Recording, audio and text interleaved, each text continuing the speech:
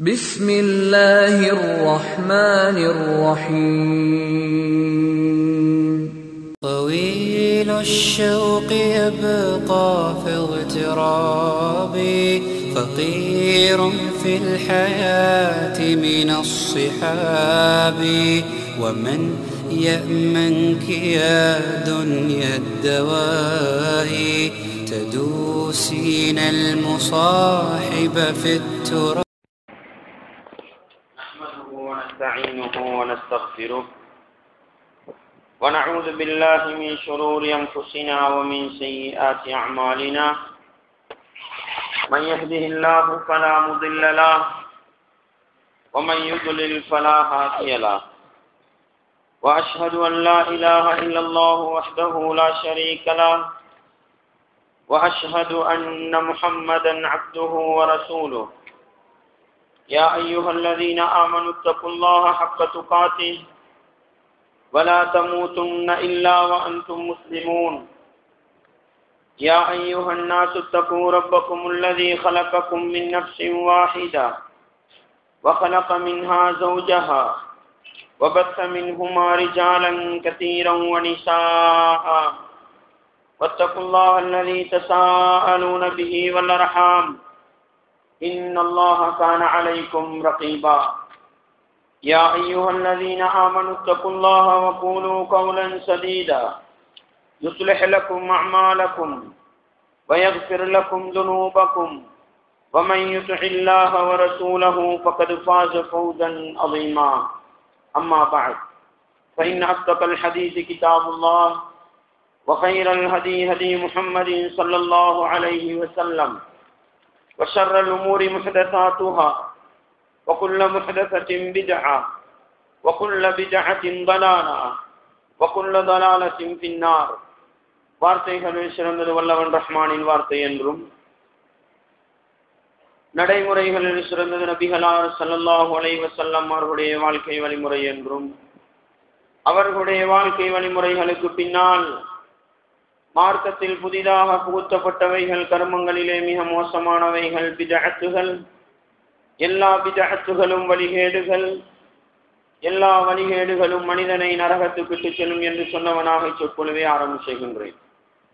அன்பார்ந்த இஸ்லாமிய சகோதரர்களே, அல்லாஹ்வின் நல்லடியார்களே, வல்லவன் ரஹ்மானின் பேரருளால் அவனுடைய மார்க்கத்தை படிப்பதற்காக வேண்டி குர்ஆன் ஹதீஸிலிருந்து ஒரு சில விடயங்களை கேட்டறிவதற்காக வேண்டி நாமெல்லாம் இந்த இடத்தில் ஒன்று கூடியிருக்கின்றோம். நபிகளார் ஸல்லல்லாஹு அலைஹி வஸல்லம் அவர்கள் சொன்னார்கள், மை யுரிதில்லாஹு பிஹி கைரன் யுஃபக்கிஹு ஃபித்தீன். அல்லாஹ் யாருக்கு நலவை நாடுகின்றானோ அவனுக்கு மார்க்கத்திலே விளக்கத்தை கொடுப்பதாக சொன்னார்கள். எனவே ஒரு மனிதனோடு அல்லாஹ் இரக்கப்பட்டு விட்டால், ஒரு மனிதனுக்கு அல்லாஹ் அருள் புரிய ஆரம்பித்து விட்டால் அவனுக்கு கொடுக்கின்ற மிகப்பெரிய பாக்கியம் அவனுடைய மார்க்கத்திலே குர்ஆன் ஹதீஸிலே விளக்கத்தையும் தெளிவையும் கொடுப்பதுதான். அன்பார்ந்த இஸ்லாமிய சகோதரர்களே, அல்லாஹ்வின் நல்லடியார்களே, அந்த அடிப்படையில் இன்றைய தினமும் என்னையும் உங்களையும் இந்த இறை இல்லத்தை ஒன்று கூட்டி அவனுடைய மார்க்கத்திலிருந்து குர்ஆன் ஹதீஸிலிருந்து ஒரு சில விடயங்களை படிக்கின்ற கேட்கின்ற பாக்கியத்தை அல்லாஹ் எனக்கும் உங்களுக்கும் தந்திருக்கிறான் என்று சொன்னால் அந்த அல்லாஹ்வுக்கு நன்றி செலுத்தும் முகமாக இந்த இடத்தில் என்ன சொல்லப்படுகிறது என்பதை காதுதாழ்த்தி கேட்டு சொல்லப்படுகின்ற செய்திகள் குர்ஆன் ஹதீஸுக்கு நேர்பட்டு வரக்கூடிய நிலையில் முடியுமான அளவு எங்களுடைய வாழ்க்கையிலே நாங்கள் அமுல்படுத்தி நாங்கள் எவற்றையெல்லாம் வாழ்க்கையிலே அமுல்படுத்துகின்றோமோ அவைகளை பிற சகோதர சகோதரிகளுக்கு எடுத்து சொல்லிக் கொடுக்கின்ற நல்ல மனிதர்களாக வாழ்ந்து நல்லவர்களாக மரணிக்க முயற்சி செய்ய வேண்டும்.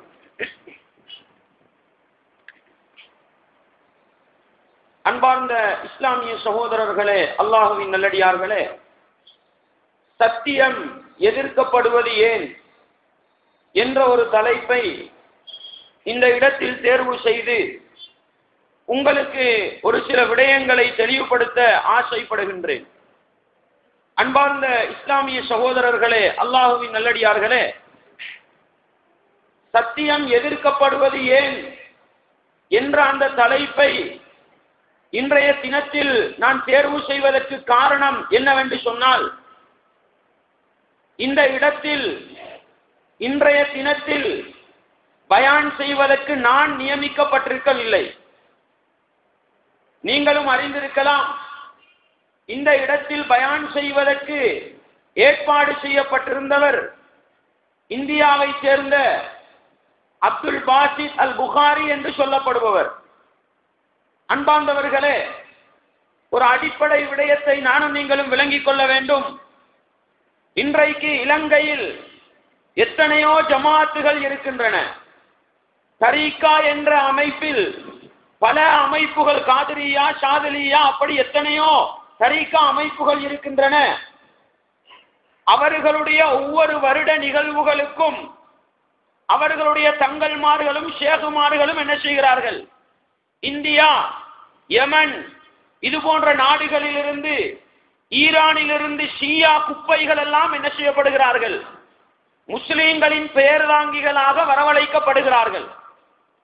இலங்கையில் இருக்கக்கூடிய இன்னொரு ஜமாத்து தான் தப்லீக் ஜமாத் என்று சொல்லுகின்றோம்.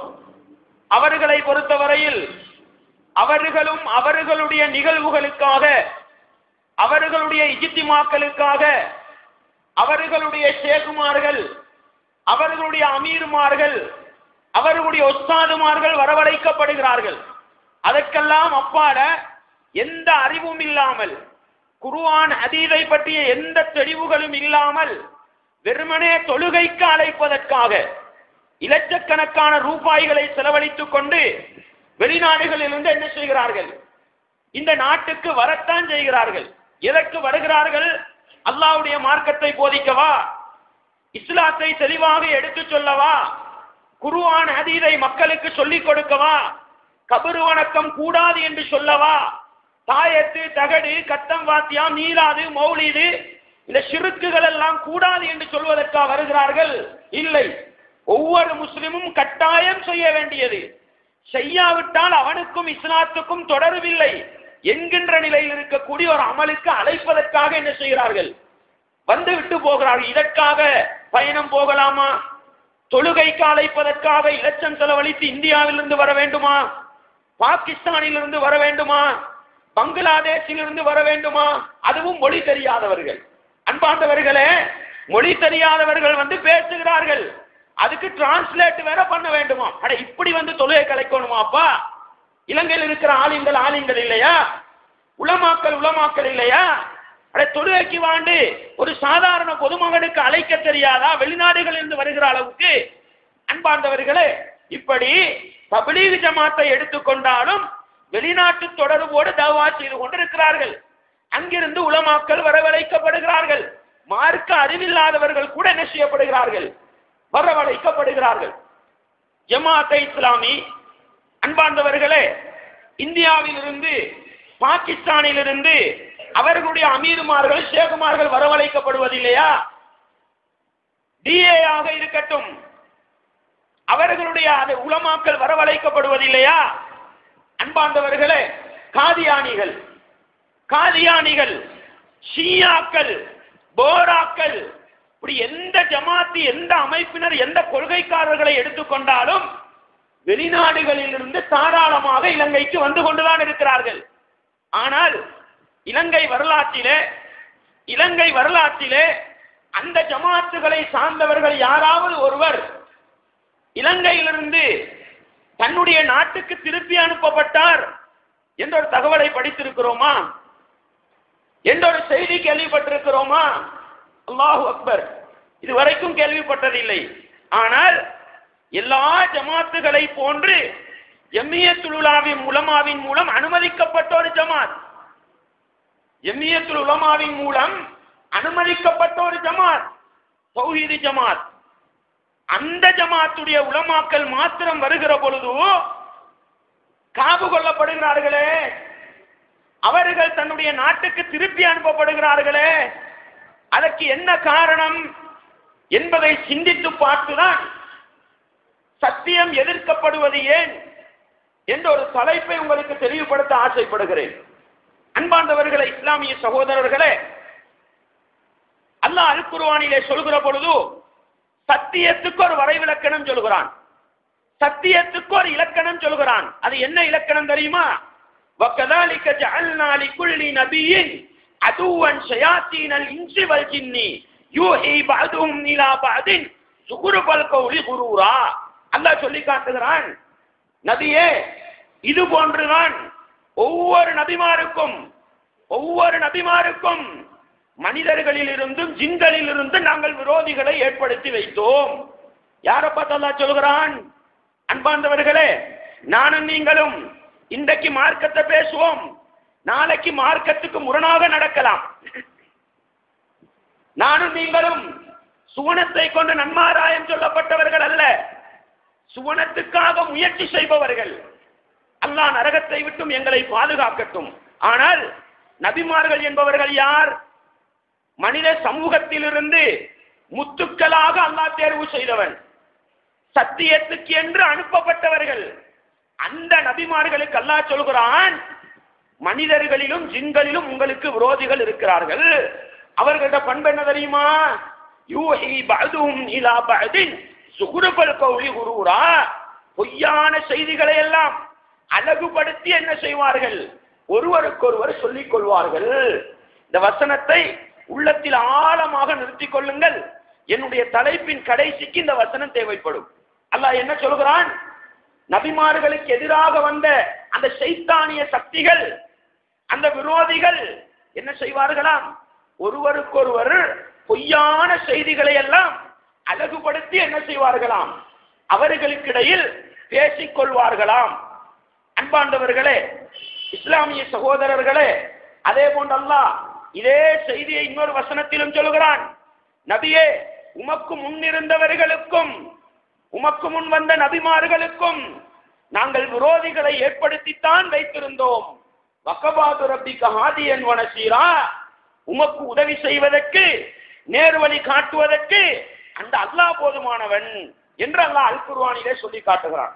எனவே அன்பார்ந்தவர்களே, சத்தியத்துக்கு இலக்கணம் என்ன தெரியுமா? அது எதிர்க்கப்படும். எது எதிர்க்கப்படவில்லையோ அது சத்தியம் கிடையாது. எது எதிர்க்கப்படவில்லையோ அது சத்தியம் கிடையாது. சத்தியம் என்றால் எதிர்க்கப்படத்தான் செய்யும். எனவே அன்பாண்டவர்களே, இன்றைக்கு உலக மட்டத்தில் நீங்க பாருங்கள், எதிர்க்கப்படுகிற மதம் எது? உலக மட்டத்தில் எதிர்க்கப்படுகிற மதம் எது? இஸ்லாம். உலக மட்டத்தில் எதிர்க்கப்படுகிற சமூகம் யார்? முஸ்லீம்கள். இப்படித்தானே ஒவ்வொரு நாளைக்கும் ஒவ்வொரு நியூஸ்லையும் ஒவ்வொரு புதிய நாட்டை நம்ம பார்த்துக்கிட்டு தான் இருக்கிறோம்.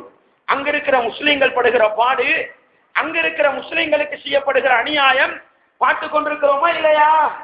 அன்பார்ந்தவர்களே, இன்றைக்கு நேற்றல்ல, இந்த சத்திய வரலாற்றின் ஆரம்ப கட்டத்திலிருந்து சத்தியத்துக்கு அளவுகோலாக அல்லாஹ் வைத்தது என்ன தெரியுமா? அது எதிர்க்கப்படத்தான் செய்யும். அன்பார்ந்தவர்களே, இஸ்லாமிய சகோதரர்களே, எதிர்க்கப்படுவதற்கு என்ன தெரியுமா காரணம்? எதிர்க்கப்படுவதற்கு என்ன தெரியுமா காரணம்? அல்லாஹ் சொல்லி காட்டுகிறான், வஸ்ஸமாஇ ذاتில் புரூஜ் வல்யௌமில் மவ்ஊத் என்ற அந்த சூறாவிலே ஒரு கிடங்கு வாசிகளுடைய வரலாற்று செய்தியை அல்லாஹ் சொல்லுகின்றான். ஒரு சமூகம் அல்லாஹ்வை ஏற்றுக்கொண்டதற்காக நெருப்பு கிடங்கில் தள்ளி கொலை செய்யப்பட்டார்கள். அந்த நேரத்தில் அல்லாஹ் என்ன தெரியுமா சொல்கிறான்? அந்த ஊர் மக்கள் எல்லாம் நெருப்பில் எரியப்பட்டு கொலை செய்யப்பட்டதற்கு என்ன தெரியுமா காரணம்? வமா நகமு மின்ஹும் இல்லா யுமினு பில்லாஹில் அஸீஸில் ஹமீத். அவர்கள் கொடுமைப்படுத்தப்பட்டதற்கு காரணமே அல்லாஹ் ஒருவன் இருக்கிறான் என்று ஈமான் கொண்டதற்காகத்தான் அவர்கள் கொடுமைப்படுத்தப்பட்டார்கள். வேறு எந்த நோக்கமும் கிடையாது சகோதரர்களே. அன்பாண்டவர்களே, இன்றைக்கு நானும் நீங்களும் குர்ஆன் ஹதீஸை பேசத்தான் செய்கிறோம். எந்த அளவுக்கு வாழ்க்கையில நடைமுறைப்படுத்துகின்றோம்? எந்த அளவுக்கு நடைமுறைப்படுத்துகின்றோம்? அன்பாண்டவர்களே, குர்ஆன் ஹதீஸ்ல ஆசை எல்லாருக்கும் இருக்குது. இஷா முன்னால தொலைவிட்டுட்டு பின்னால வீடியோ எடுத்து காட்டினா விளங்கும். எத்தனை பேர் சரியா சுஜூது செய்யறாங்க, எத்தனை பேர் சரியா ருக்கு செய்யறாங்க. எல்லாரும் குர்ஆன் ஹதீஸ பேசுறவங்க ஆசை இருக்குது, ஆனா நம்ம நடைமுறையில கிடையாது. ஆனாலும் நாம் எதிர்க்கப்படுகிறோம் என்றால் அதற்குரிய ஒரே காரணம் என்ன தெரியுமா? எங்களிடத்தில் சத்தியம் இருக்கிறது, அவ்வளவுதான். நம்ம நடைமுறை முஸ்லீம்களாக வாழல்ல, உலக மட்டத்தில் முஸ்லிம்களை எடுத்து நோக்கினால் 100க்கு 100 முஸ்லிம்களா வாழ்றாங்களா? இஸ்லாமிய பொருளாதாரம் இருக்கிறதா? இஸ்லாமிய குடும்ப வாழ்க்கை இருக்கிறதா? கொஞ்சம் நீங்கள் கொடுமைப்படுத்தப்படுகிற முஸ்லிம்களுடைய செய்திகளை எடுத்து பாருங்கள். பெரும்பாலும் இந்த பிலஸ்தீன் இது போன்ற நாடுகள்ல பெரும்பாலும் தாடியோட பார்க்கலாம். ஆனா அதுக்கு அப்பால் உள்ள நாடுகளை நீங்க போய் பார்த்தா தாடியை பார்க்க முடியாது. முஸ்லிம்களிடத்துல பெண்களிடத்துல அபாயா கலாச்சாரத்தையும் பார்க்க முடியாது. ஆனா முஸ்லிம் என்ற ஒரு பேருக்காக கொடுமைப்படுத்தப்படுவார்கள். அன்பாண்டவர்களே, லா இலாஹ இல்லல்லாஹ் முஹம்மது ரசூலுல்லாஹ் என்ற அந்த கொள்கை இருக்குது பாருங்கள், அதற்காகத்தான் கொடுமைப்படுத்தப்பட்டுக் கொண்டிருக்கிறோம். குர்ஆன், ஹதீஸ் இதற்காகத்தான் கொடுமைப்படுத்தப்படுகிறோம். எனவே அன்பாண்டவர்களே, இஸ்லாமிய உறவுகளே, அல்லாஹ் சொல்லுகின்றான், மூசா நபியுடைய காலத்தில் ஃபிரௌனுடைய அரண்மனையில் இருந்த அந்த சூனிய கும்பல் என்ன செய்தார்கள்? சூனியக்காரர்கள் மூசா நபியுடைய பிரச்சாரத்தை ஏற்றுக்கொண்டு ரப்பி மூசா வஹாரூன், மூசா ஹாரூன் ஆகியோருடைய ரப்பை எங்களுடைய ரப்பாக நாங்கள் ஏற்றுக்கொள்கிறோம். இதுவரை நேரமும் அந்த சூனியக்காரர்கள் யாராக இருந்தார்கள்? ஃபிரௌனின் ஆதரவாளர்கள். அப்படித்தானே? ஃபிரௌனுக்கு நெருக்கமானவர்கள், ஃபிரௌனுக்கு உதவி செய்தவர்கள். அவர்களுக்கு சத்தியம் விளங்கியவுடனே இன்னும் அவங்க முஸ்லிம்களா எல்லாம் வாழல்ல, ஃபிரௌனுக்கு எதிராக யுத்தம் எல்லாம் செய்ய போகல.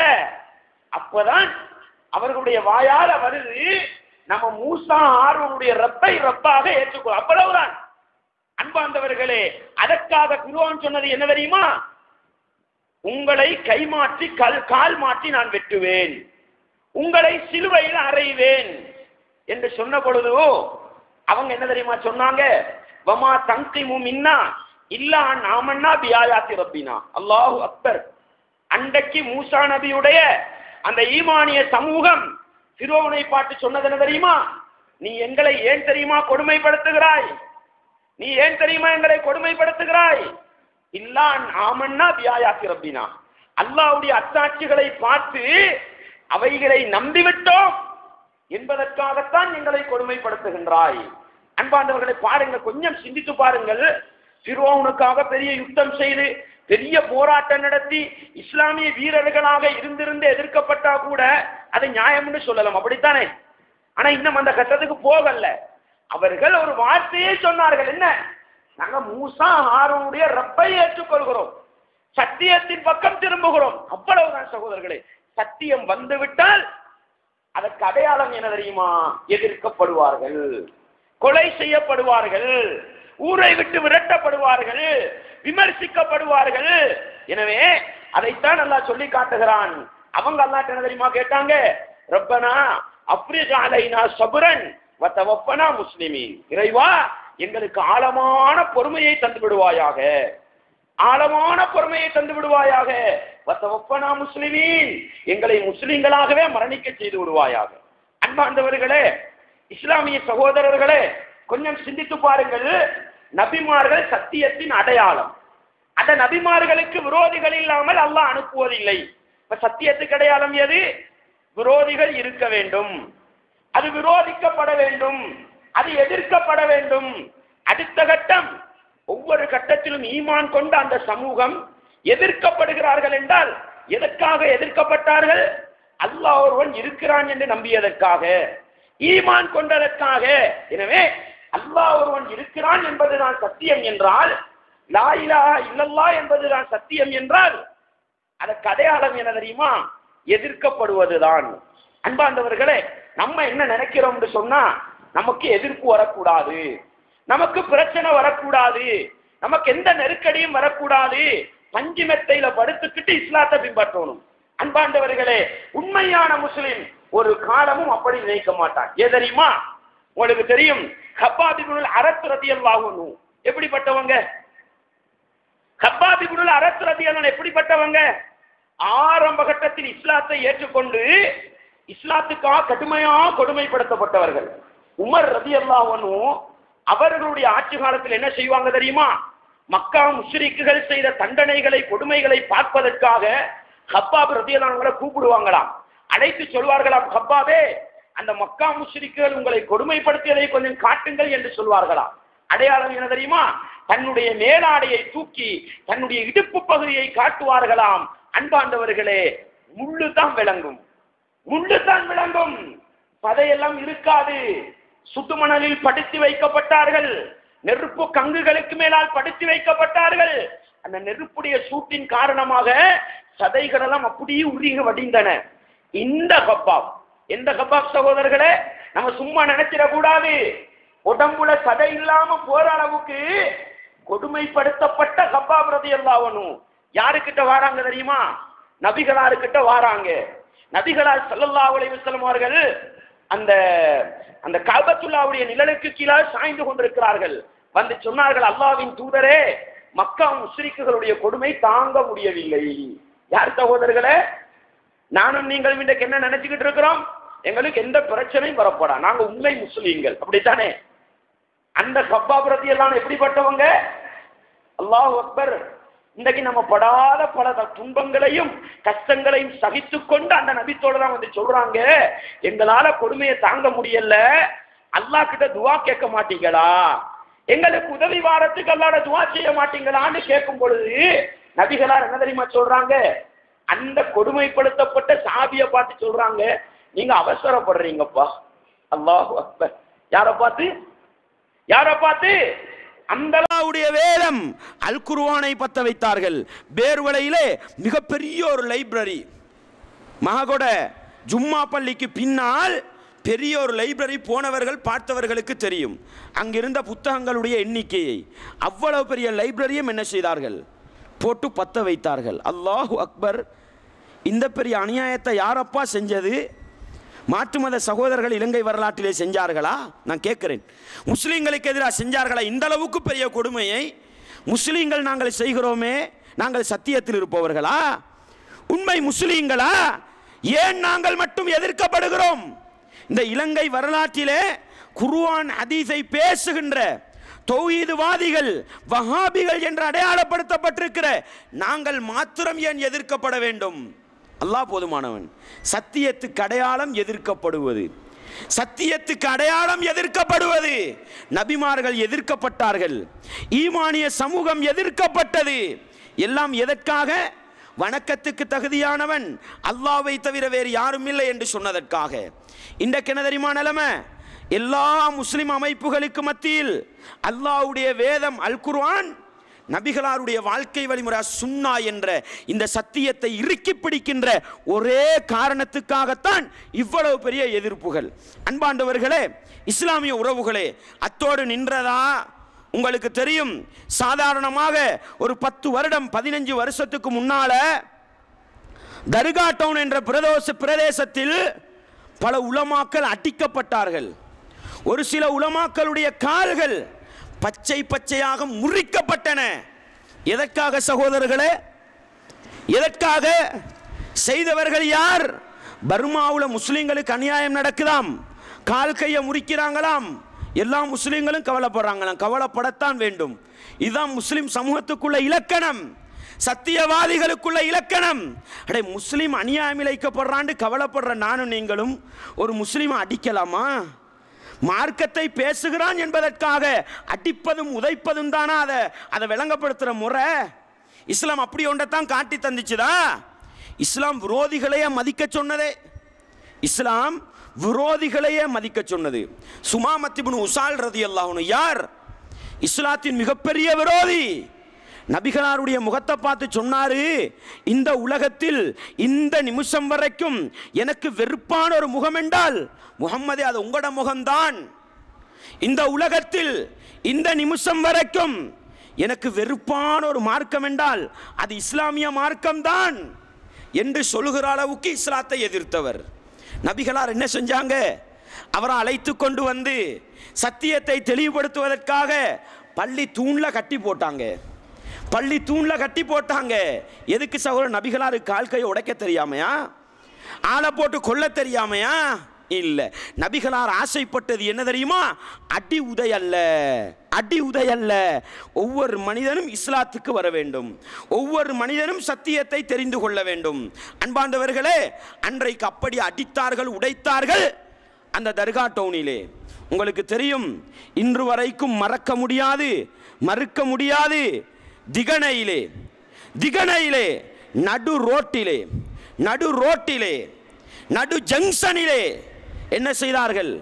குர்ஆன் ஹதீஸை பேசுகிறார் என்ற ஒரு காரணத்துக்காக, நல்ல முறையில் குர்ஆன் மதரசா நடத்துகிறார் என்ற காரணத்துக்காக என்ன செய்தார்கள் தெரியுமா? ஷாஜஹான் மௌலவி என்பவரை ஆட்டாவுக்குள் இருந்து இழுத்தெடுத்து காலையும் கையையும் பச்சை பச்சையாக வெட்டினார்கள். செய்தவர்கள் யார்? தப்லீக் ஜமாத், தொழுகை கலைப்பவர்களாம், இஸ்லாமிய பிரச்சாரகர்களாம். அல்லாஹு அக்பர். இதுதானா இந்த நபிகளாருடைய தாய்களுக்கு இருந்த பண்பு?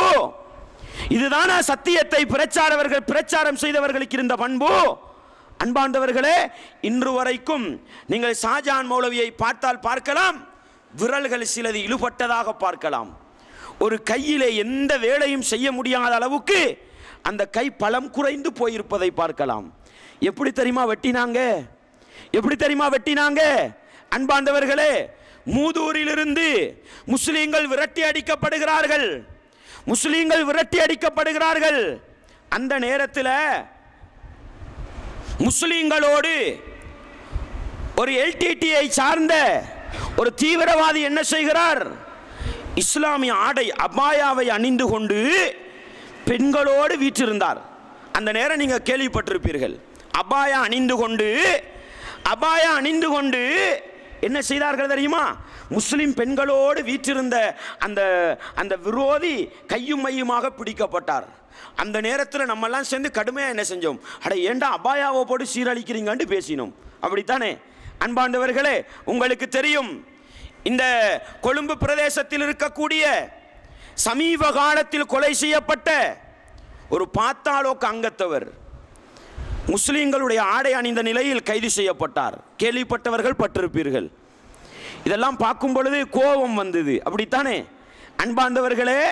முஸ்லிம்களுடைய ஆடை முகம் மறைப்பது கடமை என்று எந்த ஜமாத்து சொல்கிறதோ அந்த தப்லீக் ஜமாத் என்ன செய்கிறது தெரியுமா? முஸ்லிம்களுடைய பெண்கள் அணிகிற அந்த அபாய ஆடையை அணிவித்து மூஞ்சையும் மூடி இரண்டு ஆண்களை அனுப்பியிருக்கிறார்கள் அந்த ஆலிமை வெட்டுவதற்காக. அல்லாஹு அக்பர். இதைத்தான் நான் சொல்ல வந்தேன். அன்பாண்டவர்களே, அடுத்தவன் அபாயாவை சீரழிச்சா கவலை வருது, அடுத்தவன் அபாயாவை கேவலப்படுத்தினா கவலை வருது, அடுத்தவன் குர்ஆனை மிதிச்சா கவலை வருது. நாங்க செய்யலாமாப்பா? ஒரு முஸ்லிம் செய்யலாமா?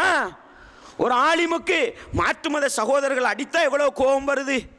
அப்படி இருக்கும் பொழுது முஸ்லீம்களாகிய நாங்கள் குர்ஆன் ஹதீஸ் என்னப்பா தவறு செஞ்சோம்? நம்ம குர்ஆன் ஹதீஸ் என்று பேசியதை தவிர கபரு வணக்கம் கூடாது, தாயத்து தகடு கூடாது, மீலாது மௌலிது கூடாது, ஷிர்க் வைக்க கூடாது, அல்லாஹ்வை மாத்திரம்தான் வணங்க வேண்டும் என்று மக்களுக்கு சொன்னதை விட வேறு என்னதான் நம்ம செஞ்சோம்? காட்டுங்க பார்க்க. நம்ம மற்றவங்கள மாதிரி மறைச்சி இஸ்லாம் பேசல, ஒரு மேடையோட நம்மட பயான் போறதில்லை.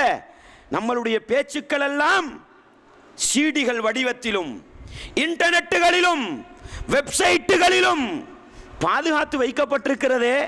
எடுத்து காட்டுங்களே அப்பா. குர்ஆன் ஹதீஸுக்கா பேசினதை? குர்ஆன் ஹதீஸுக்கு எதிராக பேசியதை காட்டுங்கள், முஸ்லிம் சமூகத்துக்கு எதிராக பேசியதை காட்டுங்கள். ஒன்று காட்ட முடியுதா? மனிதன்ற அடிப்படையில் எல்லோருக்கும் வர முடியுமான தவறு ஒன்று வந்திருக்கலாம். இஸ்லாத்துக்கு எதிராக பேசினது, குர்ஆன் ஹதீஸில் இல்லாததை பேசினது காட்ட முடியுதா? அன்பாண்டவர்களே, இஸ்லாமிய சகோதரர்களே, அந்த அளவுக்கு இஸ்லாத்தை தெளிவாகவும் வெளிப்படையாகவும் ஆதாரத்தோடும் பேசுகிற சமூகம் நாங்கள் மாத்திரம் ஏன் எதிர்க்கப்பட வேண்டும்? அன்பாண்டவர்களே, சத்தியம் எதிர்க்கிறது, அங்குதான் எதிர்ப்பு வரப்போகிறது. சத்தியம் எங்கிருக்கிறதோ அங்கு எதிர்க்கப்படுவதுதான் அல்லாஹ்வுடைய சுன்னா என்பதை நானும் நீங்களும் என்ன செய்து விடக்கூடாது, மறந்து விடக்கூடாது. அன்பாண்டவர்களே, இஸ்லாமிய சகோதரர்களே, அதற்கு அடுத்த கட்டம் எப்படிப்பட்ட எதிர்ப்புகள் எல்லாம் வந்தது தெரியுமா?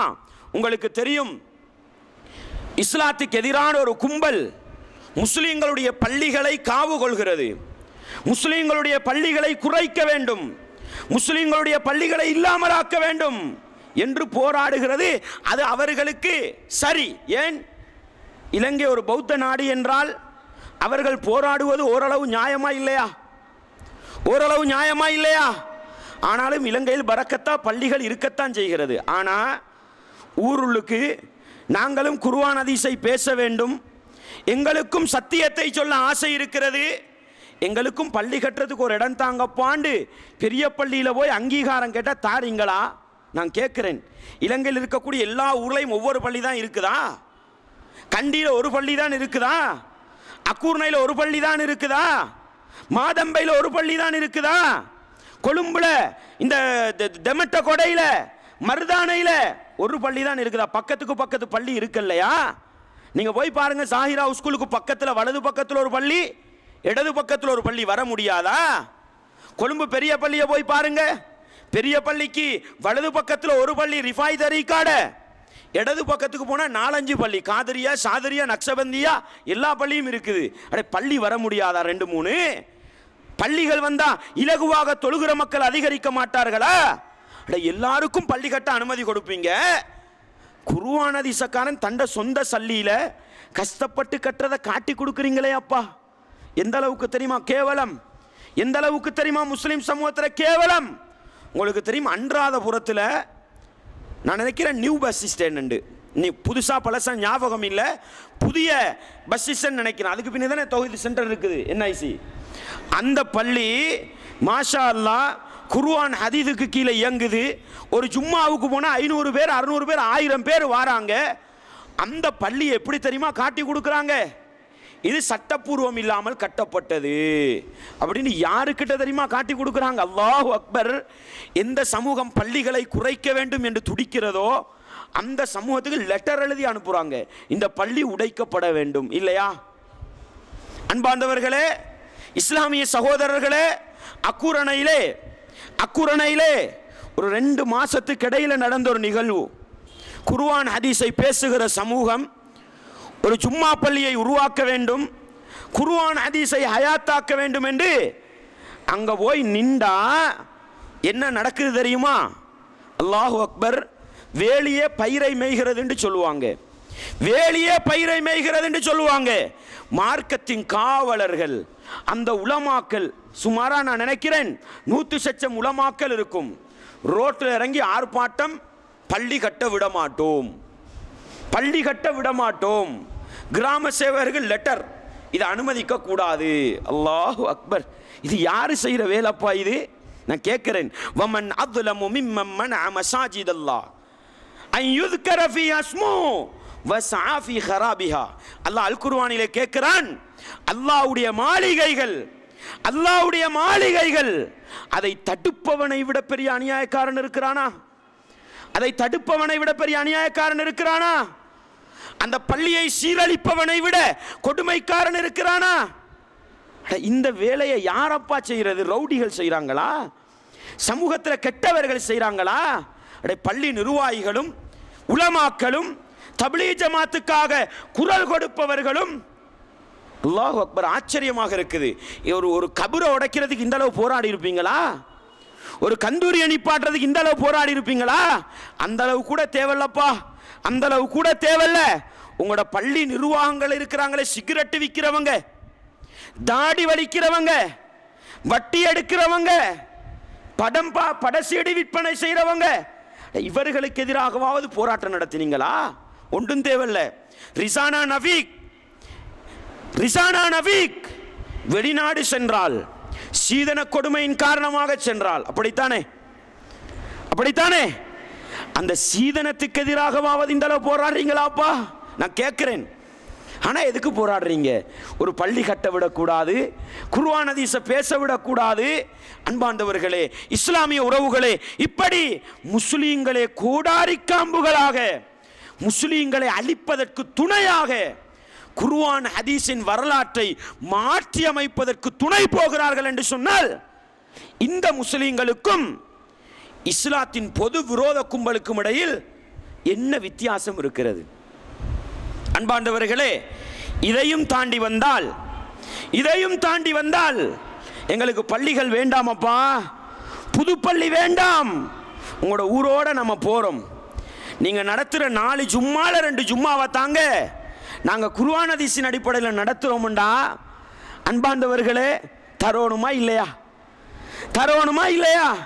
ஜமியத்துல் உலமாட பெரிய அறிக்கை ஒரு செவத்து கொட்டலாம்னு நினைக்கிறேன்னா, அந்த அறிக்கையில் என்ன தெரியுமா இருக்குது? இலங்கையில் இருக்கக்கூடிய தப்லீக் ஜமாத், தரீகத்து, ஜமாத்தை இஸ்லாமி, தௌஹீது ஜமாத்து அங்கீகரிக்கப்பட்டது ரிஸ்வி முஃப்தியும் செக்ரட்டரியும் சீலடிச்சு வெளியிட்டாங்களே அப்பா ஃபத்வா. அந்த ஃபத்வாவின் அடிப்படையில் என்ன செய்யலாம்? 4 ஜமாத் இருக்குது, ஒரு ஜமாத்துக்கு ஏன் கொடுக்கக்கூடாதுன்னு கேட்குறேன் நான். உங்களோட பள்ளியில் வந்து ஜமாத் இஸ்லாமிக்கு பயான் பண்ணலாம், தப்லீக் ஜமாத்துக்கு பயான் பண்ணலாம், ஷிர்க்கு குப்பைகளை எல்லாம் அரங்கேற்றுகிற தரீக்காவாதிகளுக்கும் பண்ணலாம். ஷிர்க்கு வேண்டாம், மதுகபு வேண்டாம், குர்ஆன் ஹதீஸ் மட்டும் போதும் என்று சொன்னால் அவர்களுக்கு மிம்பர் மேடையில் இடம் இல்லையா? எத்தனை பள்ளிகள் சகோதரர்களே, எத்தனை பள்ளிகள் தடுக்கப்பட்டன. நிபந்தனை என்ன தெரியுமா? குர்ஆன் ஹதீஸை பேசுவோம், அவ்வளவுதான் சகோதரர்களே. வமா தங்கிமு மின்னா இல்லா நாமன்னா பிஹாயாத்தி ரப்பினா. அன்றைக்கு ஃபிரௌனுடைய சூனியக்காரர்கள் இஸ்லாத்தை ஏற்ற நேரம் கொடுமைப்படுத்தப்பட்டதற்கு என்ன சொன்னார்கள்? நாங்கள் கொடுமைப்படுத்தப்படுவதற்கு என்ன தெரியுமா காரணம்? அல்லாஹ்வுடைய அத்தாட்சிகளை நம்பினோம் என்பதுதான்.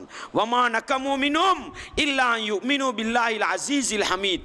கிடங்குக்குள் முஸ்லிம்களை எல்லாம் போட்டு பத்த வைத்த நேரம் அல்லாஹ் சொன்ன தீர்ப்பு என்ன? அவர்கள் அப்படி கொடுமைப்படுத்தப்பட்டதற்கு காரணம் என்ன தெரியுமா? அல்லாஹ் ஒருவன் இருக்கிறான் என்று நம்பியதுதான். இன்றைக்கு மிம்பர் மேடையை பறிக்கிறதுக்கு என்ன தெரியுமா காரணம்? பெரிய நாங்கள் விபச்சாரம் செஞ்சுட்டு மதுபானத்தை ஹலாலாக்கி, புகைத்தல் பழக்கத்தை ஹலாலாக்கி, வட்டியை ஹலாலாக்கி பேசுகிறவங்கண்டா பரவாயில்ல.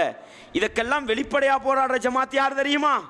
வட்டிக்கு எதிராக, வட்டியில் நடக்கிற தில்லுமுள்ளுகள், ஏமாற்றுகள், இஸ்லாமிய பேங்கிங் சிஸ்டம் என்று செய்கிற அநியாயங்கள், இதற்கெல்லாம் எதிராக குரல் கொடுக்கிறவங்க யார் தெரியுமா? தௌஹீது ஜமாத் மட்டும்தான். புகைத்தலை இன்று வரைக்கும் ஹராம் என்று போராடுகின்ற, புகையிலையை இன்று வரைக்கும் ஹராம் என்று போராடுகிற ஒரே ஜமாத் என்று சொல்லலாம். யார் தெரியுமா? தௌஹீது ஜமாத் தான். பேங்கில் இருந்து வரக்கூடிய இன்ட்ரெஸ்ட் வட்டி அதை எடுக்கக்கூடாது என்று போராடுகிற ஒரே ஜமாத் தௌஹீது ஜமாத்து தான். விபச்சாரத்தை வெளிப்படையாகவும் வெளிரங்கமாகவும் எதிர்க்கக்கூடிய ஜமாத் அன்பாண்டவர்களே தௌஹீது ஜமாத்து தான்.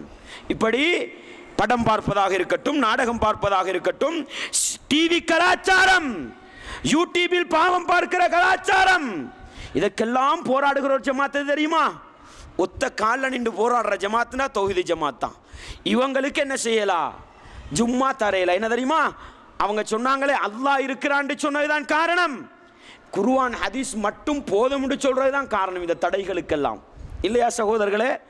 உங்களுக்கு தெரியும், வரக்காப்புளையில இருந்து அம்பேபொஸ்ஸ வழியாக குருநாகலைக்கு போகும் பொழுது இருக்கிற ஒரு கிராமம் தான் நாகல்ல என்ற கிராமம்.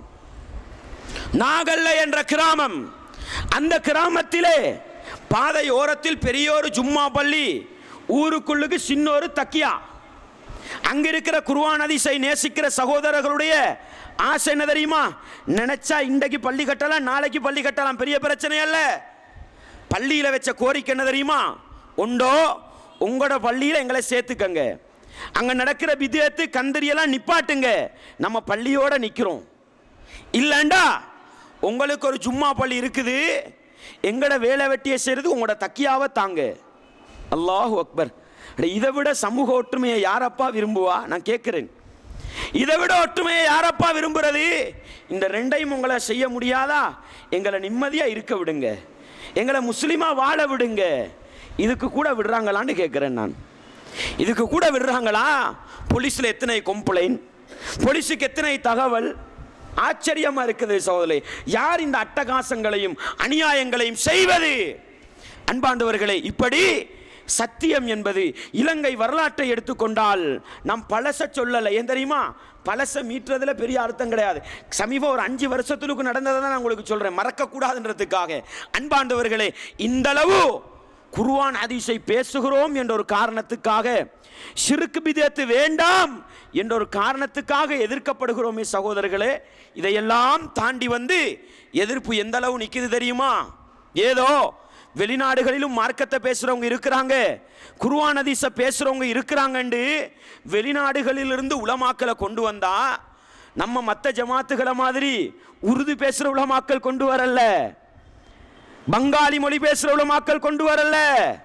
நம்ம கொண்டு வந்தது யார தெரியுமா? ஒவ்வொரு கட்டத்திலும் நீங்கள் பார்க்கலாம், இலங்கை மக்களுடைய லாங்குவேஜ் பேசுற உலமாக்களை தான் கொண்டு வந்தோம். முதல் கட்டம் ஏதோ உங்களுக்கு தெரியும், ஒரு 5 வருஷம் 6 வருஷத்துக்கு முன்னால தென்னிந்திய அறிஞர் பிஜே அவர்கள் வரவழைத்து வரப்பட்டார்கள். அன்பார்ந்தவர்களே, அவருக்கு எதிராக என்ன செய்தார்கள்? போர்கொடி தூக்கினார்கள். அவரை போடக்கூடாத இடத்துல தான் போட்டு கொடுத்து பயங்கரவாதியா காட்ட முயற்சி பண்ணி, அடே மனுஷனுக்கிட்ட வழிகேடு வரலாம், மனுஷனுக்கிட்ட தவறு வரலாம், உங்களோட பார்வையில தவறு, ஏண்ட பார்வையில தவறு எல்லாம் வரலாம். அதுக்காக ஒரு மனுஷனை காட்டி கொடுக்கலாமா? ஒரு மனுஷனை கொண்டு போய் பயங்கரவாதி அடையாளப்படுத்தலாமா? இந்த துரோகத்தை முஸ்லிம் சமூகம் செய்யலாமா? செஞ்சு அவருக்கு சீல் பண்ணினாங்க. அதுக்கு பிறகு என்ன நடந்தது? தென்னிந்தியாவிலிருந்து வரக்கூடிய மார்க்கத்தை, குர்ஆன் ஹதீஸை தெளிவாக அழகாக மக்களுக்கு எடுப்படக்கூடிய விதத்தில் சொல்லக்கூடிய அறிஞர் கோவை ஐயூப் அவர்கள் வரவழைக்கப்பட்டார்கள். அன்பார்ந்தவர்களே, அவரையாவது வந்து பிரச்சாரம் செய்ய விட்டீங்களா? அவருக்கு எதிராக எத்தனை தில்லுமுள்ளு பண்ணினீங்க, எத்தனை இடத்துல போய் போட்டு கொடுத்தீங்க? பயங்கரவாதின்னு போட்டு கொடுக்கலையா? தீவிரவாதின்னு போட்டு கொடுக்கலையா? அல்லாஹு அக்பர். நான் நினைக்கிறேன் அவர் கைது செய்யப்பட்டார் ஒரு கட்டத்தில், அப்படித்தானே? ஒரு இடத்துல பயானுக்கு போற கட்டம் தடுத்து நிறுத்தப்பட்டார் அல்லது கைது செய்யப்பட்ட தகவல் மறந்து போயிட்டது. ஒன்றோ தடுத்து நிறுத்தப்பட்டார் அல்லது கைது செய்யப்பட்டார் என்று நினைக்கிறேன்.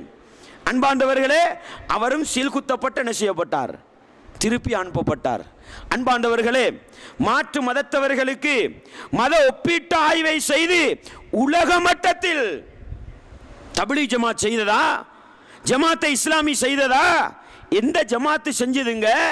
மத ஒப்பீட்டு ஆய்வு, மாற்று மதத்தவர்கள் இஸ்லாத்தை சொல்வது. அதை சொல்லக்கூடிய ஒரு அறிஞர் ஜாக்கிர் நாயிக் இலங்கைக்கு கொண்டு வரப்பட்டார். ஆங்கில மொழியில் இலங்கை மக்களுக்கு தெரிந்த சொந்தமான மொழியில் தான் பிரச்சாரம் செய்தார். அடே, அவரையாவது வர விட்டீங்களாப்பா? அவரையாவது வர விட்டீங்களா? அவரையும் பார்சல் பண்ணினீங்க தானே? அன்பார்ந்தவர்களே, அதற்கு அடுத்த கட்டம் இந்த தடவையும் இதற்கு முன்னால் 2 விடுத்தங்களும் இலங்கை வந்தவர் தான் அப்துல் பாசித் அல் புகாரி என்று சொல்லப்படுவர். இளம் வயது வாலிபன், திருமணம் முடிக்காத வாலிபன், ஏதோ அல்லாஹ் தந்த ஆற்றல் குரல் வளமையை வைத்து மக்களுக்கு எடுபடக்கூடிய விதத்தில் குர்ஆன் ஹதீஸை சொல்கிறார். இதை செய்ய விடாம தடுக்கிறீங்களே அப்பா, நான் கேட்கிறேன். ஒரு நாகரீகம் உள்ள, மனிதாபிமானம் உள்ள ஒரு மனுஷன் செய்வானா இந்த வேலையை? நான் கேட்கிறேன். அன்றைக்கும் இன்றைக்கும் தான் மாற்று மதத்தவர்கள்ட்ட போய், போலீஸ்காரர்கள் சிஐடிகள்கிட்ட போய் கேட்டா அவங்க சொல்றது என்ன தெரியுமா? உங்களோட மதத்தவர்கள் தானே எதிர்க்கிறாங்க. அல்லாஹு அக்பர். உங்களோட மதத்தவர்கள் தானே எங்கள்கிட்ட காட்டி தாராங்க, உங்களோட எம்பிமார் தானே போட்டு தாராங்க, இல்லையா? அன்றைக்கு பிஜே என்ற அறிஞருக்கு சொல்லப்படவில்லையா? கோவை ஐயூபுக்கு சொல்லப்படவில்லையா? ஜாக்கிர் நாயிக்கு சொல்லப்படவில்லையா? அன்பார்ந்தவர்களே, இஸ்லாமிய சகோதரர்களே, அதே மாதிரி தான் இன்றைக்கு இந்தியாவை நோக்கி பயணத்தை ஆரம்பித்த அப்துல் பாசித் அல் புகாரி அவரை போலீஸிலே, சிஐடியிலே போட்டு கொடுக்கிறார்கள். அங்க போய் போலீஸ்ல கேட்டா அங்க சொல்ற தகவல் என்ன தெரியுமா? அக்குருணையில் இருந்து தப்லீக் சகோதரர்களினால்தான் எங்களுக்கு இந்த தகவல் பதிவு செய்யப்பட்டது. அல்லாஹு அக்பர். உலகத்தில் அரசியல் பலம் சில காரியங்களை தீர்மானிக்கலாம், பொருளாதார பலம், மக்கள் செல்வாக்கு உலகத்தில் ஒரு காரியத்தை தீர்மானிக்கலாம். படைச்சவன் ரப்ப அல்லாஹ்வுக்கு முன்னால அரசியல் பலம், பொருளாதார பலம், மக்கள் செல்வாக்கு எதுவுமே தாங்கி நிற்காது சகோதரர்களே. படைத்தவன் ரப்பு அல்லாஹ் நீதமானவன், யாருக்கும் அநியாயம் செய்யாதவன். விடுவான்னு நினைக்கிறீங்களா? அடே, அவர் சீடிகள் எடுத்து பாருங்க சகோதரர்களே. குர்ஆன் ஹதீஸ்ல இல்லாத ஒன்றை சொல்லி இருந்தா பரவாயில்ல, மாற்று கருத்துக்களை சொல்லி இருந்தால் பரவாயில்லை. குர்ஆன் ஹதீஸை பெண் சமூகத்துக்கும் வாலிப சமூகத்துக்கும் உலமாக்களுக்கும் படித்தவர்களுக்கும் விளங்குற அளவு அழகா எடுத்து சொல்றாரே, இவரை போய் தடுக்கிறீங்களே அப்பா, இது அநியாயம் இல்லையா? இஸ்லாத்துக்கு செய்கிற துரோகம் இல்லையா? எனவே அந்த போலீஸ்ல என்ன சொல்றாங்கண்டா, உங்களோட முஸ்லீம்களை தான் காட்டி தந்தாங்க, நாங்க என்ன செய்யறோம்னு கேட்கிறாங்க. அன்பாண்டவர்களே, அவர் இலங்கைக்கு வருகிறார். அவருடைய முதலாவது நிகழ்ச்சி போடப்படுகிறது பலாங்கொடையிலே, இரண்டாவது நிகழ்ச்சி எம்மாத்தகமையிலே, மூன்றாவது நிகழ்ச்சி கண்டி திகனையிலே போடப்படுகிறது. திகனைக்கு மிக நெருக்கமான இடம்தான் அக்குரணை என்று சொல்லப்படுகிற இடம். அங்கிருந்து வியாழக்கிழமை காலையிலே இந்த ஆலிம் அவர்கள் எப்ப வந்தாரோ அந்த காலையில் ஒரு கொள்கை சகோதரருக்கு கோல் போகுது போலீஸ்ல இருந்து. எந்த அளவு நுணுக்கமா மெசேஜ் கொடுக்குறாங்க பாருங்க. இந்தியாவில இருந்து யாரு வாரா பயானுக்கு? அல்லாஹு அக்பர். என்னத்துக்கு வாராரு? எல்லா தகவலையும் போலீஸ் சொல்லுது. இதெல்லாம் யாரப்பா போட்டு கொடுக்கிறது நான் கேட்கிறேன். அதுக்கு பிறகு பலாங்கொடைக்கு நிகழ்ச்சிக்கு போனால் நம்மளும் போயிருக்கிறோம். பலாங்கொடைக்கு CID வருது, பயானை நிறுத்த சொல்கிறது. அல்லாஹு அக்பர். கண் முன்னால் நடந்தது. உங்களுக்கு தெரியும், கொழும்பில் இருக்கக்கூடிய சகோதரர் உடனே மதங்களுக்கு பொறுப்பான அமைச்சுக்கு சென்று ஒரு சில பேச்சுவார்த்தைகளை நடத்தி திருப்பம் அவர் உரை நிகழ்த்துவதற்கு அனுமதி எடுத்து தந்து கிட்டத்தட்ட 45 நிமிடங்கள் லேட்டாகி தான் யாருடைய நிகழ்ச்சி நடக்கிறது? அந்த அப்துல் பாசித்துடைய நிகழ்ச்சி நடக்கிறது. அப்படி நடந்துக்கிட்டு வந்தா நான் நினைக்கிறேன் கடைசி ப்ரோக்ராம் மகரகம். அப்படியா? மகரகம நிகழ்ச்சிக்கு போகுது. நாவலப்பிட்டி நிகழ்ச்சியை இரவையில் நடத்திவிட்டு வருகிறார். நாவலப்பிட்டியில் காலையில் ஒரு மசூரா. அவர் இரவோடு வந்துட்டாரு, நிகழ்ச்சியை முடிச்சுட்டு நம்ம காலையில் ஒரு மசூராவுக்கு உட்கார்ந்து இருக்கிறோம். ஒரு சகோதரர் வந்து சொல்கிறார், நாவலப்பிட்டி போலீஸ்ல இருந்து கோல் வந்தது, இவரை பத்தி விசாரிச்சாங்க, இன்றைக்கு இவர் எங்கன்னு கேட்டாங்க. எந்த அளவு தகவல் போகுதப்பா? அப்படி ஒரு முஸ்லிம் சமூகத்தை காட்டி கொடுக்குறீங்களே அப்பா. இலங்கையில் வந்து அவர் செஞ்ச புரோகிராம், பலாங்கொடையில் பேசின CD, ஹெம்மாத்தகமையில் பேசிய செய்திகள், நாவலப்பிட்டியில் பேசப்பட்ட CD, மகரகமையில் பேசப்பட்ட செய்திகள் எல்லாம் எடுத்து பாருங்க. இஸ்லாத்துக்கு முரணாக ஏதாவது பேசியிருந்தா பரவாயில்ல. வெளிநாட்டில் இருந்து வந்து இந்த நாட்டுக்கு எதிராக, இந்த அரசாங்கத்துக்கு எதிராக பேசியிருந்தா கூட பரவாயில்ல. ஒரு வகையில் சொல்றதாக இருந்தா நம்மட அடுத்த ஜமாத்துகளுடைய பார்வையில் தீவிரவாதத்தை தூண்டி பேசியிருந்தா கூட பரவாயில்ல. காட்டி கொடுத்தீங்களாப்பா? என்னத்துக்கப்பா காட்டி கொடுத்தீங்க? குர்ஆன் ஹதீஸை பேசுகின்றார். அன்றைக்கு சத்தியத்தை பேசியவர்கள் அல்லாஹ் ஒருவன் என்பதற்காக எதிர்க்கப்பட்டார்கள். அப்படித்தானே? இன்றைக்கு ஏன் எதிர்க்கப்படுகிறோம்? குர்ஆன் ஹதீஸ் மட்டும் போதும், அதற்குத்தான் எதிர்க்கப்படுகிறோம். ஷிர்க் பித்அத் வேண்டாம், அதற்குத்தான் எதிர்க்கப்படுகிறோம் என்றால் அன்பார்ந்தவர்களே, இதுதான் சத்தியத்துக்கு அளவுகோல் சகோதரர்களே. உங்களுக்கு தெரியும், சமீபத்திலே சென்ற மாதம் ரபியுல் அவ்வல் மாதம் இந்தியாவிலிருந்து தரீக்காவாதிகளுக்கு குரல் கொடுக்கக்கூடியவர், உள்ள ஷிர்க் பித்அத்துகளுக்கெல்லாம் குரல் கொடுக்கக்கூடியவர் தான் அப்துல்லா ஜமாலி என்று சொல்லப்படுபவர். அவர் இலங்கைக்கு வருகிறார். கல்முனை பிரதேசத்தில் கிழக்கு மாகாணத்தில் அத்வைத கொள்கை, என்ன கொள்கை சகோதரர்களே? இலங்கை ஜம்மியத்துல் உலமாவினால் எந்த கொள்கை வழிகேடு, குஃப்ரு, அதை பேசியவர்கள் முர்த்தத்துகள் என்று அப்துல் ரவுஃப் என்று சொல்லப்படுபவருக்கு ஃபத்வா கொடுத்தார்களோ அந்த கொள்கையை மேடை போட்டு பேசிட்டு போறாரு. அதுக்கு யாரும் என்ன செய்யல, எதிர்ப்பு தெரிவிக்கல. ஜம்மியத்துல் உலமா திருப்பியும் அறிக்கை விடல. அப்படித்தானே? ஆனா அவர் பேசிய அத்வைத கொள்கைகள் பிழை, தவறு என்பதை கண்டிக்க வேண்டும் என்பதற்காக அட்டாளச்சேனையிலே ஒரு மாதத்துக்கு முன்னால ஒரு நிகழ்ச்சி ஏற்பாடு பண்றாங்க. யார் யாரு? முபாரக் மதனி அவர்களும் இஸ்மாயில் சலவி அவர்களும் சேர்ந்து ஒரு நிகழ்ச்சி ஏற்பாடு செய்கிறார்கள். எதற்கு தெரியுமா? ஜம்மியத்துல் உலமா எந்த கொள்கையை வழிகேடு என்று சொன்னதோ, எந்த கொள்கையை பேசியவருக்கு முர்த்தத்து பட்டம் கொடுத்ததோ, அதை பேசுறதுக்காக மேடை போட்டவர்களை தடுத்து நிறுத்தினார்கள். யார்? முஸ்லிம் அரசியல்வாதிகள். அல்லாஹு அக்பர். அன்பார்ந்தவர்களே, இஸ்லாமிய சகோதரர்களை நான் கேட்கிறேன், ஏன் நாங்கள் மாத்திரம் எதிர்க்கப்பட வேண்டும்? சத்தியம் எங்கிருக்கிறதோ அங்குதான் எதிர்க்கப்படும், அங்குதான் எதிர்க்கப்படும். எனவே அன்பார்ந்தவர்களே, இஸ்லாமிய உறவுகளே, இப்படி ஒன்று ரெண்டு அல்ல, ஏராளமான உதாரணங்களை எடுத்து சொல்லிக் கொண்டு போகலாம். குர்ஆன் ஹதீஸ் மட்டும் போதும், ஷிர்க் பித்அத் வேண்டாம் என்று சொல்லுகிற அந்த சமூகம் எதிர்க்கப்படுவதற்கு. உங்களுக்கு தெரியும் சகோதரர்களே, சமீபத்திலே மாதம்பை என்ற பிரதேசத்தில் சொல்லத்தான் வேண்டும், மாதம்பை என்ற பிரதேசம் ஜமாத்தை இஸ்லாமியுடைய கோட்டை என்று சொல்வார்கள். அவர்கள் அவர்கள் தான் சுவனவாதிகள் என்று நினைத்துக் கொண்டிருக்கிறார்கள்.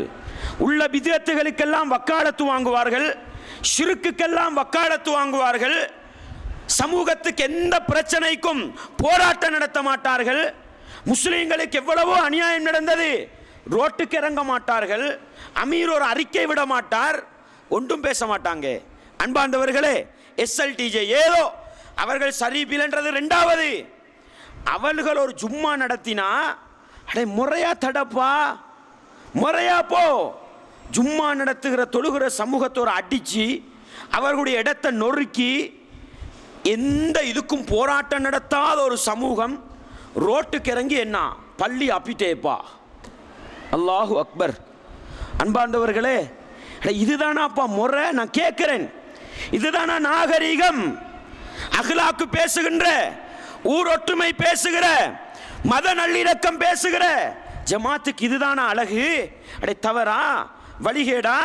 முறையா போய் எதிர், முறையா போய் கையாளு. மாற்று மதத்தவர்கள் பார்த்து சிரிக்கிற அளவுக்கு, நாறுகிற அளவுக்கு முஸ்லிம் சமூகத்தை போடு சீரழிக்கிறீங்களே அப்பா. அன்பாண்டவர்களே, இஸ்லாமிய உறவுகளே, இப்படி அடுக்கிக் கொண்டே போகலாம், அடுக்கிக் கொண்டே போகலாம். எனவே அன்பாண்டவர்களே, இஸ்லாமிய சகோதரர்களே, இப்படிப்பட்ட நிலைகளிலெல்லாம் நானும் நீங்களும் விளங்க வேண்டிய அம்சம் என்ன தெரியுமா? எங்களிடத்தில் தான் சத்தியம் இருக்கிறது. மாற்று மதத்தவர்களிடத்திலிருந்து இஸ்லாம் எதிர்க்கப்படுகிற பொழுது எப்படி இஸ்லாம் சத்தியம் என்று உலக மார்க்கமாக இருக்கிறதோ அதே போன்றுதான் முஸ்லிம்களுக்கு மத்தியில் இருக்கிற எல்லா ஜமாத்துகளும் சேர்ந்து தௌஹீது ஜமாத் என்று அடையாளப்படுத்தப்பட்டிருக்கிற இந்த ஜமாத்தை எதிர்க்கிறது என்று சொன்னால் அதற்கு ஒரே காரணம் என்ன தெரியுமா? சத்தியம் குர்ஆன் ஹதீஸிலே தான் இருக்கிறது. இன்னொரு உண்மையும் சொல்ல வேண்டும் சகோதரர்களே. சில நேரம் நம்ம யோசிக்கலாம், தௌஹீது ஜமாத்துள்ளுக்கு எஸ்எல்டிஜே அது அல்லாதவர்களும் சேர்ந்து ஏதோ ஒரு முருகல் நில போகுதே, இதிலையும் சத்தியத்துக்கு அடையாளம் இருக்கிறது சகோதரர்களே, இதிலும் சத்தியத்துக்கு அடையாளம் இருக்கத்தான் செய்கிறது. அன்பாண்டவர்களே, சூனியம் இருக்கிறதா இல்லையா? நாகரீகமாக ஒழுக்கமாக குர்ஆன் ஹதீஸுடைய ஆதாரத்தோடு தெளிவுபடுத்துகிறோம். இன்றைக்கும் சொல்கிறோம், சூனியம் என்றொன்று இருக்கிறது, அல்லாஹ் நாடினால் அதற்கு பாதிப்பு இருக்கிறது என்று சொல்கிறோம். நாகரீகமாக சொன்னோம். அசத்தியவாதிகள் கையாண்ட முறை என்ன தெரியுமா? அவண்டமானத்தில் கையடிச்சு, இவண்டமானத்தில் கையடிச்சு, அவண்ட குடும்பத்தில் கையடிச்சு, அசத்தியவாதிகளுக்குரிய அடையாளம். அன்பாண்டவர்களே, குர்ஆனுக்கு முரண்படுகிறது என்று ஹதீஸுகளை தூக்கி வீசுவது முத்தசிலாக்களுடைய கொள்கை, கவாரிஜிகளுடைய சிந்தனை. எங்களுடைய உலமாக்கள் உரத்து பேசினார்கள். என்ன சொன்னார்கள்? அறையில் ஆடுகிற அன்சார் தப்லீகி அம்பலத்தில் ஆட வருவாரான்னு கேட்டாங்க. கேட்டாங்க தானே? அன்பாண்டவர்களே, நாகரிகமாக ஒழுக்கமாக விளங்கப்படுத்துகிற ஒரு ஆலிமை பார்த்து அந்த எஸ்எல்டிஜே சமூகம் கேட்ட கேள்வி, அவர்கள் அசத்தியவாதிகள் என்பதற்கு அடையாளம் என்ன தெரியுமா? மிச்சம் தூரம் போக தேவையில்லை. சமீபத்திலே டீன்ஸ் ரோட்டிலே நடந்த நிகழ்ச்சியில் மூத்தசிலாக்கள் வழியில் அல்லது ஜஹமியாக்கள் வழியில் பிஜே என்று பேசும் பொழுது 2 சகோதரர்கள் வாக்கு கொடுத்தார்கள் வீடியோக்களுக்கு முன்னால். நீங்கள் விவாதத்துக்கு வர தயார் என்று சொல்லுங்கள், நாங்கள் பிஜேயை அழைத்து வருகிறோம் என்று சொன்னார்கள். சொன்னார்களா இல்லையா? சொன்னார்களா இல்லையா? அந்த வீடியோ இன்றைக்கும் யூடியூபில் வெப்சைட்டுகளில் இருக்கத்தான் செய்கிறது. அன்பாண்டவர்களே, அடுத்த நாள் என்ன தெரியுமா சொன்னாங்க? அன்சார் தப்லீகியை திட்டினார்கள். அன்சார் என்ன, அன்சாருக்கு என்ன பெருமையா, என்ன தலைக்கணமா? பிஜேயோட தான் பேசுவாரா, எங்களோட பேச மாட்டாரா? அசத்தியவாதிகளுக்குள்ள இலக்கணம் அதுதான். நாங்கள் நாகரிகமா போனா, நம்ம முறையா போனா அசத்தியவாதிகளுக்கு பொறுக்காது. எனவே அன்பாண்டவர்களே, அசத்தியவாதிகள் அசத்தியவாதிகள் தான், எந்த லேபலில் வந்தாலும் சரி, எந்த பெயரில் வந்தாலும் சரி. எனவே அன்பாண்டவர்களே, நீங்க பார்க்கலாம், அடுத்தவர்களுடைய எதிர்ப்புகள் எல்லாம் ஒரு பக்கம், இந்த எஸ்எல்டிஜே என்பவர்கள் எதிர்க்கிற முறையை நீங்க வெப்சைட்ல போய் பாருங்க. அன்பாண்டவர்களே, நான் இந்தியாவுக்கு விவாத ஒப்பந்தத்துக்காக சென்றோம். என்னை பொறுத்தவரையில் இன்றைக்கு நேற்றல்ல இந்த பள்ளி எஸ்எல்டிஜேயின் ஆபீஸாக இருக்கும் பொழுது கூட இன்றைக்கு நாங்கள் சூனியத்தில் எந்த நிலைப்பாட்டில் இருக்கிறோமோ அன்றைக்கும் அதே நிலைப்பாட்டில் தான் இருந்தோம். முஜாஹிது மௌலவி அவர்கள் இதே இடத்தில் சூனியம் இருக்கிறது, அல்லாஹ் நாடினால் அதற்கு ஒரு தாக்கம் இருக்கிறது என்று பேசியதற்காக எஸ்எல்டிஜியை விட்டு தூக்கி வீசினாங்க தானே. அந்த நேரத்தில் என்னோடு மொபைல் ஃபோனிலே தொடர்பு கொண்டார்கள். கொண்டு கேட்டார்கள், சூனியன் சம்பந்தமாக உங்களுடைய நிலைப்பாடு என்னவென்று கேட்டார்கள். நான் இதை சொல்கிறதுக்கு ஒரு காரணம் இருக்குது. அப்பொழுது நான் சொன்னேன், சூனியத்தில் உங்களோட கருத்தில் நம்ம இல்லை, சூனியம் ஒன்று இருக்குது, அல்லாஹ் நாடினா ஒரு தாக்கமும் இருக்குதுன்ற நிலைப்பாடில் தான் இருக்கிறோம்னு சொன்னதுக்கு பின்னால் அவங்க கேட்டாங்க, அப்போ எங்களோட விவாதிக்க வாரீங்களான்னு கேட்டாங்க. அல்லாஹ்வின் மீது சத்தியம், அல்லாஹ்வின் மீது சத்தியம். அந்த நேரத்தில் என்ன தெரியுமா சொன்னேன், உங்களோட நான் பேச வர மாட்டேன், அல்லாஹ் இதற்கு சாட்சி, நான் பிஜேயோடு வேண்டுமானால் பேசுவேன், வல்லாஹி பில்லாஹி தல்லாஹி நான் சொன்னது.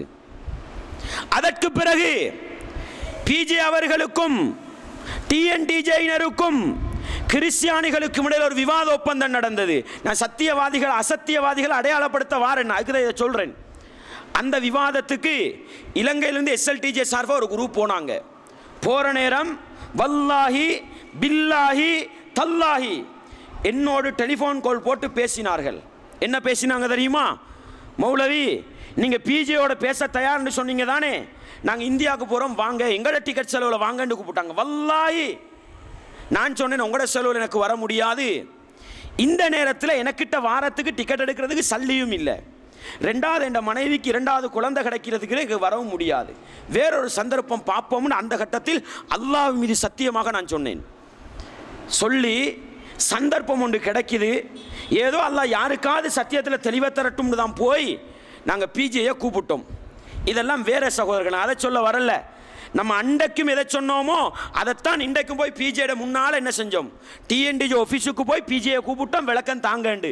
அது தரல, அது ரெண்டாவது. அதற்கு பிறகு இந்த அப்துல் ராசிக்ன்றவர் என்ன செய்கிறாரு, இலங்கை சார்பாக இந்தியாவுக்கு வந்தவர்கள் யார் லேபல் போடுறார். அவர் வஸ்னி பிரதரை பற்றி என்னென்னமோ சொன்னார், அதுக்கு பிறகு சித்திக் மௌலவியை பற்றி என்னென்னமோ சொன்னார், முஜாஹித் மௌலவியை பற்றி என்னென்னமோ சொன்னார், பிரதர் அஸ்வரை பற்றி என்னென்னமோ சொன்னார், என்னையை பற்றி என்ன சொன்னார்னு பார்த்துரு. அசத்தியவாதிகளுக்கு அடையாளம், இவர் யாருண்டே தெரியாதவர் சொன்னாங்களா இல்லையா? அதில் வேற இவரை நாங்கள் நல்லவராகத்தான் நினச்சிருந்தோம். அடே, உங்களோட கருத்தை தவறுன்னு சொன்னால், உங்களோட கருத்தை பிழைன்னு சொன்னால் அவன் கெட்டவனா போயிடுவானா? அவன் விபச்சாரியா? எந்த ஜமா வழிகேட்டில் இருக்கிற எல்லா ஜமாத்துகளுடைய நிலைப்பாடும் இந்த ஜமாத்துக்கு வந்திருக்குதுன்னு சொல்ல வாரேன் நான். அன்பாண்டவர்களே, குர்ஆன் ஹதீஸை பேசினா அடுத்தவர்கள் எப்படி எங்களை கெட்டவர்கள் என்று சொன்னார்களோ, தீவிரவாதிகள் பயங்கரவாதிகள் என்று சொன்னார்களோ, அதையே அவரும் சொன்னார். என்ன தெரியுமா சொன்னார்? இவரை நல்லவர் தான் இதுவரைக்கும் நினைச்சிருந்தோம், எப்போ வந்து உட்கார்ந்தார் அப்போ தான் இவரை விளங்கிச்சுதுண்டார். சொல்றதுக்கு ஒன்றும் இல்லை நம்மளை பற்றி. சொன்னார், இவர் யார் தெரியுமா? வதூது மௌலவியோட மருமகன். என்னப்பா பிரச்சனை இருக்கு? உலகத்தில் ஆம்பளையா பிறந்தவன் எவனோ ஒருத்தனுக்கு மருமகனா வரத்தான் வேண்டும். இவர் யார்? அதுல வேற முரண்பாடு. இவர் யாருண்டே எங்களுக்கு தெரியாது, தவ்வாக்களத்தில் அறிமுகம் இல்லாதவர். அட, ஏண்டா கோல் போட்டு பேசினீங்கப்ப? ஏன் வாங்க பிஜியோட பேச போன்னு கூப்பிட்டீங்க? இது எஸ்எல்டிஜி ஆட்களுக்கு தெரியாதா? நான் என்ன தெரியுமா சொல்ல வருகிறேன், அசத்தியவாதிகள் அசத்தியவாதிகள் தான். அவர்களுடைய ஃபார்மட் ஒன்றாகத்தான் இருக்கும். சத்தியத்தை எதிர்ப்பதில் அவர்களுடைய ஃபார்மட் ஒன்றாகத்தான் இருக்கும். எனவே அன்பார்ந்தவர்களே, இஸ்லாமிய சகோதரர்களே, இலங்கையில் எப்படி தப்லீக் ஜமாத்து, ஜமாத் இஸ்லாமி, தரீக்கத்து இவர்கள் எல்லோரும் சேர்ந்து தௌஹீதுவாதிகளை மாற்று மதத்தவர்கள்ட்ட காட்டி கொடுக்குறாங்களோ, அதே செயற்பாட்டை 100க்கு 1000% இந்தியாவில் யார் தெரியுமா செஞ்சுக்கிட்டு இருக்கிறா? டிஎன்டிஜே செஞ்சுக்கிட்டு இருக்கு. டிஎன்டிஜே செஞ்சுக்கிட்டு இருக்கு. அன்பாண்டவர்களே, விவாத ஒப்பந்தத்துக்கு நான் சென்னைக்கு சென்று விட்டு அதிராம்பட்டினத்துக்கு ஒரு நிகழ்ச்சிக்காக நான் போகிறேன். அதிராம்பட்டினத்துக்கு ஒரு நிகழ்ச்சிக்காக நான் அசத்தியவாதிகளை விளங்கி கொள்றதுக்காக நான் சொல்கிறேன். அன்பாண்டவர்களே, போனால் நான் ஏற்கனவே நோம்புல போய் 17 நாள் அங்கே ப்ரோக்ராம் செஞ்சுட்டு வந்த ஒரு ஆள். அந்த இடத்துக்கு போனால் போகும்பொழுது சொல்கிறாங்க, மௌலவி போலீஸால தடை உத்தரவு, நிகழ்ச்சி வைக்கக்கூடாதுண்டு. யார் போட்டு கொடுத்ததுன்னு கேட்டால் சிஐடியே சொல்லி போட்டான். இன்னார் தான் என்ன செஞ்சாங்க, போட்டு தந்தாங்க. அவங்க சொல்லிக்கிறாங்க, போட்டு தரதுக்கு ஒரு சப்ஜெக்ட் இல்லை, இவர் நோம்புல வந்து 17 நாள் இங்கே ப்ரோக்ராம் செஞ்சுட்டு தான் போயிருக்கிறாரு, அப்போ தடுக்காத நீங்கள் ஏன் இப்போ தடுக்க வாரீங்க, நிகழ்ச்சிக்கு அனுமதி தாங்கன்னு தான் நம்ம என்ன செஞ்சோம், மேடையில் ஏறி பேசிட்டு வந்தோம். தடுத்தது யார்? சிஐடி சொல்லிட்டு தாங்க. இன்னார் தான் வந்து என்ன செஞ்சாங்க, தடுத்தாங்க. அன்பாண்டவர்களே, இது மட்டுமல்ல, ஏகப்பட்ட செய்திகள் ஆதாரங்கள் உங்களுக்கும் தெரிஞ்சிருக்கும். சத்தியவாதிகளை காட்டிக் கொடுப்பதில் விற்பன்னர்கள். எனவே அன்பாண்டவர்களே, அசத்தியவாதிகளுக்கு ஒரு இலக்கணம், ஒரு ஃபார்மட் இருக்கிறது. சத்தியவாதிகளுக்கு அடையாளம் என்ன தெரியுமா? எதிர்க்கப்படுவார்கள். எனவே அன்பாண்டவர்களே, இந்த அப்துல் பாசித் அல்ல, இன்னும் எத்தனை சத்தியத்தை பேசுவதற்கு மக்கள் வந்தாலும் எதிர்க்கப்படும். எங்கட பணியில நாங்கள் என்ன செய்வோம்? தொடர்ந்து போவோம். அல்லாஹ் சொல்கிறான், இன் தன்சுருல்லாஹ யன்சுருக்கும், நீங்கள் அல்லாஹ்வுக்கு உதவி செய்யுங்கள், அல்லாஹ் உங்களுக்கு உதவி செய்வான். இவ்வளவு எதிர்ப்புகளுக்கு மத்தியிலும் குர்ஆன் ஹதீஸை பேசுபவர்கள் வளர்ந்திருக்கிறார்களா? குன்றி போயிருக்கிறார்களா? வளர்ந்திருக்கிறார்களா? தோத்து போயிருக்கிறார்களா? எனவே அன்பாண்டவர்களே, இன்னும் சில செய்திகள் உங்களுக்கு சின்ன ஆச்சரியப்படுவீங்க. எந்த ஜமாத்தை எதிர்ப்பதற்காக விரோதிகளுக்கு துரும்பு கொடுத்தார்களோ அவர்கள் தான் இன்றைக்கு வெளிப்படையாக எதிர்க்கப்பட்டு கொண்டிருக்கிறார்கள். அல்லாஹ் ஏதோ எங்களை பாதுகாத்துக்கிட்டு தான் இருக்கிறான். எனவே அன்பாண்டவர்களே, இஸ்லாமிய சகோதரர்களே, சத்தியம் எதிர்க்கப்படுவது நிச்சயம். சத்தியத்தில் உள்ளவர்களுடைய கடமை, ரப்பனா அஃப்ரிக் அலைனா சப்ரன் வசப்பித் அக்தாமனா, இதுதான் எங்களுடைய துவா. யா அல்லாஹ், எங்களுக்கு ஆழமான பொறுமையை தந்துவிடு, எங்களை கொள்கையில் உறுதியாக்கிவிடு, வத்தவஃபனா முஸ்லிமீன், எங்களை முஸ்லீமாக மரணிக்க செய்துவிடு. இதைத்தான் நானும் நீங்களும் அதிகமாக கேட்டு இறுதி மூச்சு வரையில் ஈமானோடும் இஸ்லாத்தோடும் வாழ்ந்து மரணிக்கிற வாக்கியத்தை அடைந்து கொள்ள வேண்டும். வல்லவன் ரஹ்மான் எனக்கும் உங்களுக்கும் எல்லா ஈமானிய உறவுகளுக்கும் அந்த பாக்கியத்தை தந்தருள வேண்டும். வாஹிர் தஅவானா அனில் ஹம்துலில்லாஹி ரப்பில் ஆலமீன்.